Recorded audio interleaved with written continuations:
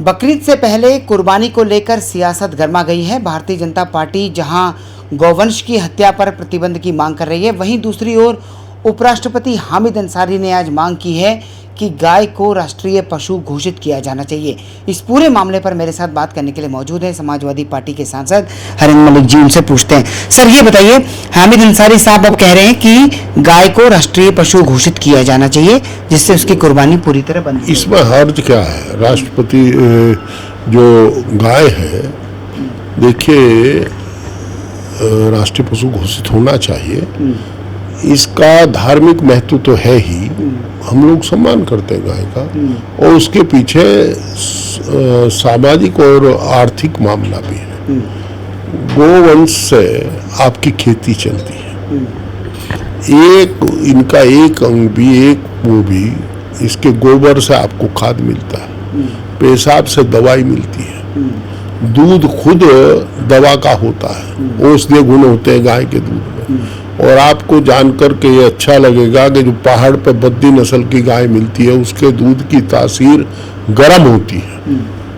उसका दूध पहाड़ पर ठंड को रोकता है, उसमें प्रतिरोधक शक्ति होती है। और जो गुजरात में गिर नस्ल की गाय मिलती है, उसकी तासीर ठंडी होती है। जिस प्रदेश में गाय मिलेगी, हमारे साउथ की जो गाय, उनके दूध की तासीर ठंडी है।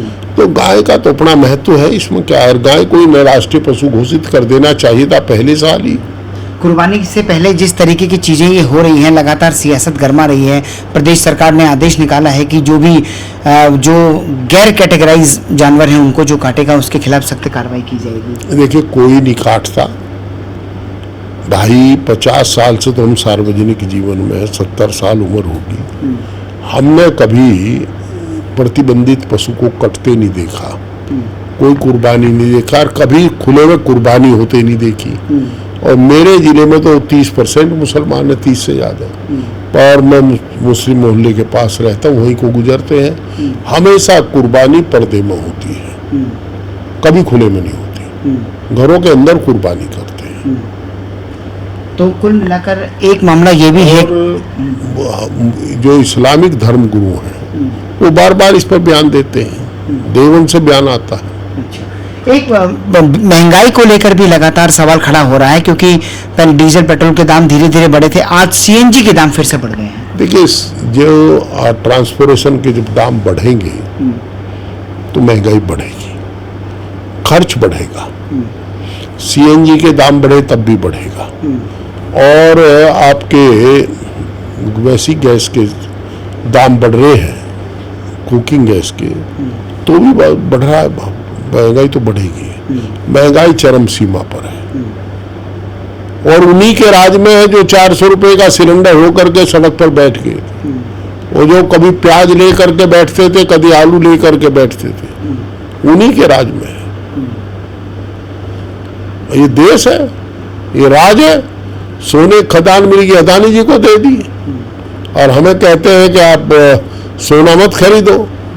भाई खरीदेंगे जब पैसे छोड़ोगे, पैसे है किसी पे जो खरीद ले। आप ही पे है पैसे, आप खरीदे ना खरीदे, भाजपा रुपये। आज अखिलेश यादव जी ने भी एक बयान दिया, उन्होंने कहा है कि फर्जी एनकाउंटर को लेकर सवाल खड़ा किया। 100% सही कहा उन्होंने, और नहीं होना चाहिए। हमारे संविधान में ऐसी कोई व्यवस्था नहीं कि आप किसी के जीवन से खिलवाड़ करें। संवैधानिक व्यवस्था में कार्यपालिका अपना काम करेगी, विधायिका अपना काम करेगी, न्यायपालिका अपना काम करेगी। ये न्यायपालिका काम अपने आप करे, डंके की चोट करे, न्यायपालिका से संज्ञान नहीं लेती इस बात का। जो बयान आ रहे हैं संवैधानिक पदों पर बैठे हुए व्यक्तियों के, वो बयान बहुत आपत्तिजनक है। हमसे बातचीत करने के लिए बहुत बहुत शुक्रिया। कैमरा पर्सन शूरवीर के साथ ललित नारायण, कांडपाल, टोटल न्यूज़, दिल्ली।